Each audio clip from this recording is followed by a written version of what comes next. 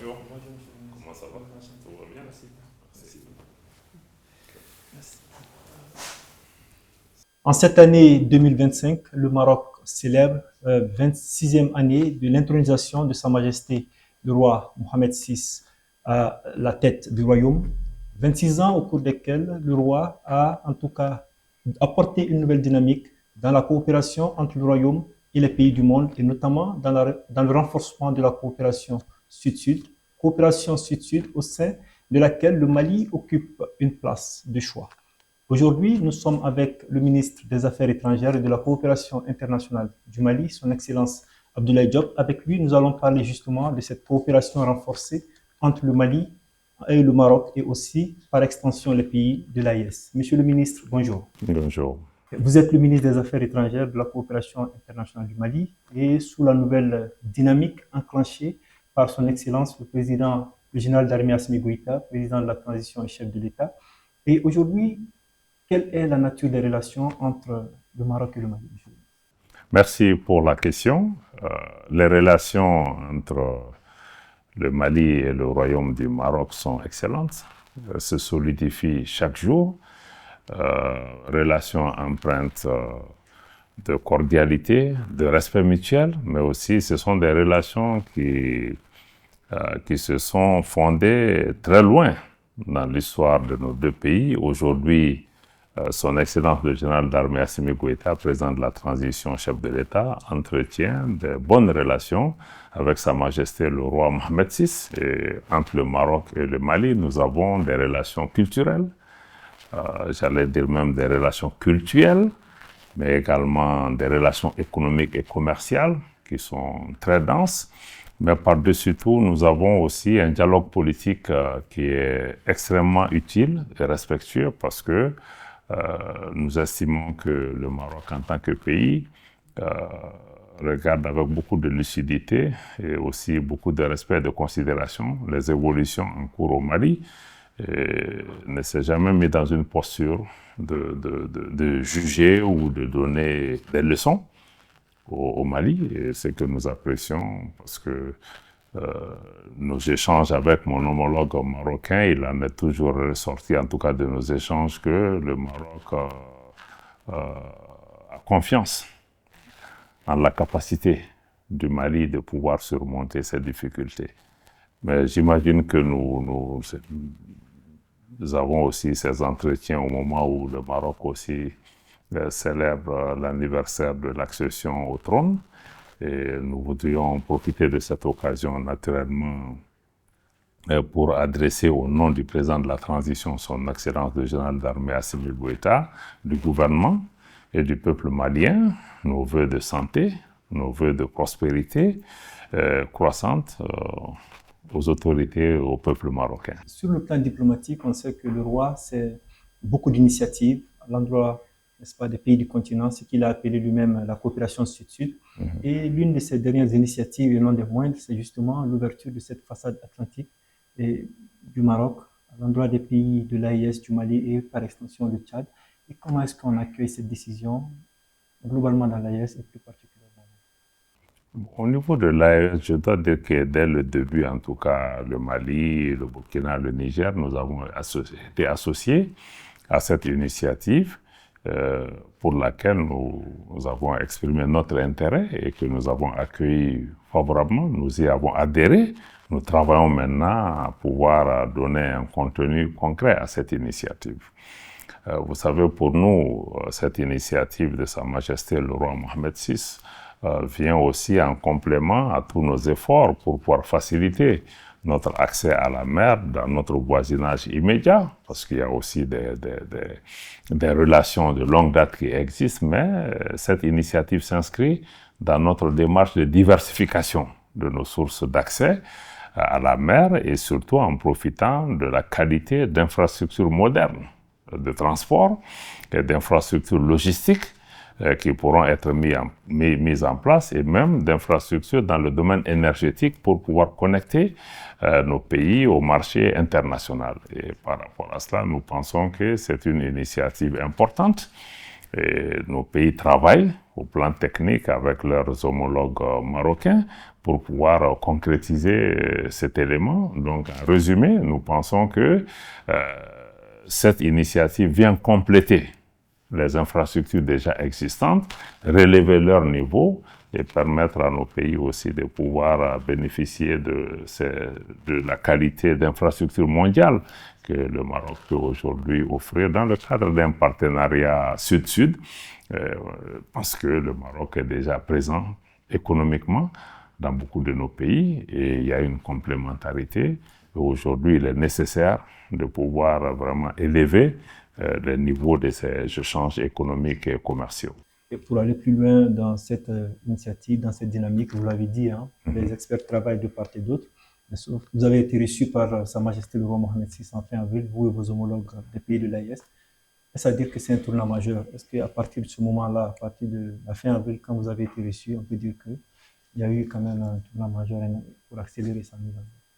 C'était une étape importante. Nous avons eu l'honneur d'être reçus à son initiative, je veux dire, par Sa Majesté le roi Mohamed VI, nous, ministres des Affaires étrangères du Burkina Faso, du Mali et du Niger, et dans le cadre justement de la vision de Sa Majesté pour une relation équilibrée avec les pays du Sahel et l'importance qu'il accorde d'abord à la sécurité dans cet espace, parce que nous ne pourrons pas développer nos pays sans sécurité. Il a exprimé très clairement la disponibilité du Royaume du Maroc à continuer à travailler avec nos pays pour la sécurité et aussi à faire en sorte qu'ils puissent accompagner les dynamiques politiques et les choix stratégiques que nos pays ont opérés et exprimer sa volonté de pouvoir faire en sorte que cette initiative royale qui est en train d'être mise en place puisse connaître une accélération au bénéfice de l'ensemble de nos populations. Nous avons recueilli les différentes analyses qu'il a partagées avec nous. Nous nous sommes rendus compte que Sa Majesté a une connaissance très fine et détaillée de la réalité économique, sociale de chacun de nos pays et qu'il le regarde avec beaucoup d'intérêt personnel parce qu'il connaît ces réalités et il a souhaité que nous puissions aller plus loin. Et nous pensons que c'était effectivement une étape très très importante, un signal politique important pour nos pays pris individuellement, mais aussi pour l'AES en tant que réalité géopolitique et la volonté de Sa Majesté et du Royaume du Maroc d'établir et de renforcer le dialogue politique, les relations économiques et commerciales avec nos pays pris individuellement, mais aussi que ces relations puissent être aussi articulées dans le cadre de la Confédération des États du Sahel.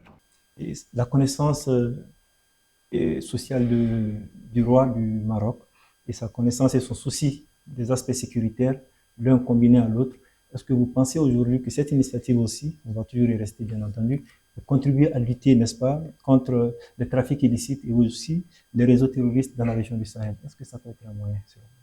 Non, c'est un moyen en définitive, parce que le lien entre la sécurité et le développement est un lien inextricable. Parce qu'il est évident que nous continuerons, nos pays, à investir des ressources importantes pour assurer la sécurité de nos pays, mais la sécurité ultime ne viendra que quand nos pays seront en mesure d'exploiter, de transformer nos richesses et les potentialités dont on dispose pour pouvoir créer des opportunités économiques et donner des options à nos jeunes gens qui, malheureusement, sont enrôlés dans le groupe terroriste, sont embrigadés sur le chemin de la migration irrégulière. Oui, il faut nécessairement créer aussi cette dynamique économique pour pouvoir couper à la source vraiment tous les facteurs d'instabilité. Et en retour aussi, ces investissements ne pourront se faire, ne pourront être rentables que dans un climat de sécurité. Donc les deux sont liés.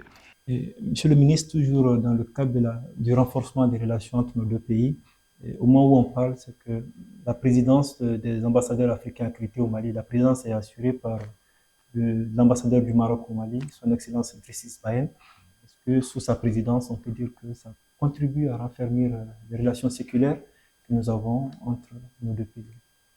Très certainement, ça va donner une nouvelle dynamique, parce que nous connaissons l'ambassadeur Isbaïn, que je tiens à féliciter pour son accession à la tête du groupe africain, et je suis certain que son approche, sa pondération et la qualité de l'écoute permettront de pouvoir donner, en tout cas, une nouvelle impulsion au travail de ce groupe africain, des ambassadeurs établis au Mali, qui est un nouveau groupe auquel nous accordons aussi considération, intérêt et respect.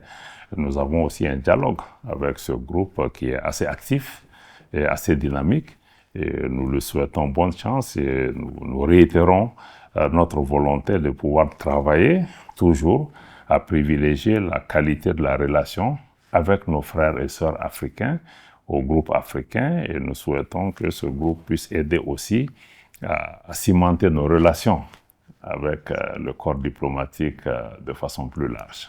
Et on le disait au début, il y a une nouvelle dynamique. Cette dynamique nouvelle au Mali aussi, c'est la diversification des partenariats. Et il y a le Maroc, bien entendu, il y a d'autres pays. Et pas plus tard que la semaine dernière, il y a le vice-secrétaire d'État des États-Unis qui était avec vous. Vous avez parlé. Est-ce qu'aujourd'hui, cette dynamique de diversification des partenariats au Mali, comment ça se porte avec les autres? Bon, c'est un choix logique, c'est un choix politique pour le Mali, d'essayer progressivement de sortir d'anciens modèles qui nous ont enfermés dans des schémas néocoloniaux ou des schémas de dépendance qui malheureusement ne répondaient pas à nos attentes. Aujourd'hui, le président de la transition a fixé le cap par rapport à nos partenariats. 1. Il faut respecter la souveraineté du Mali. 2. Il faut respecter les choix souverains du Mali, y compris les choix de partenaires.